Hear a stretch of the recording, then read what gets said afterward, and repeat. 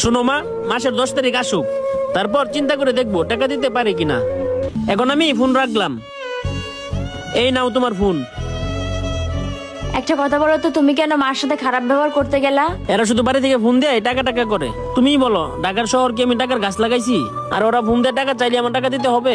আর ওরা ফোন দেয় এমন ভাবে টাকা চাই না, মনে হয় আমি ঢাকার শহর টাকার গাছ লাগাইছি, সেই গাছ থেকে টাকা ছিড়বো আর তাদেরকে দিয়ে দিব। এই শোনো, তোমাকে আমি অনেকদিন ধরে একটা কথা বলতে চাইছিলাম।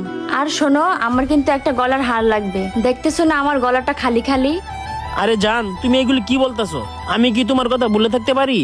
জান, তুমি কি চাইছো না চাইছো এটা কিন্তু তোমার মাথায় আগে থেকে রাখা আছে। আর শুনো, তোমার জন্য আগে থেকে আমি একটা গলার হার অর্ডার দিয়ে রাখছি, সেটা তুমি নিজেও জানো না, সেটা আমি তোমার কখনো বলি নাই। আর এই হারটা আমি 2-1 দিনের ভিতরে আনতে যাব। বাবা মাকে টাকা পয়সা দিতে পারে না, আমাকে গলার হার কিনে দেবে। ঠিক আছে জান, চলো এখন আমরা চলে যাই।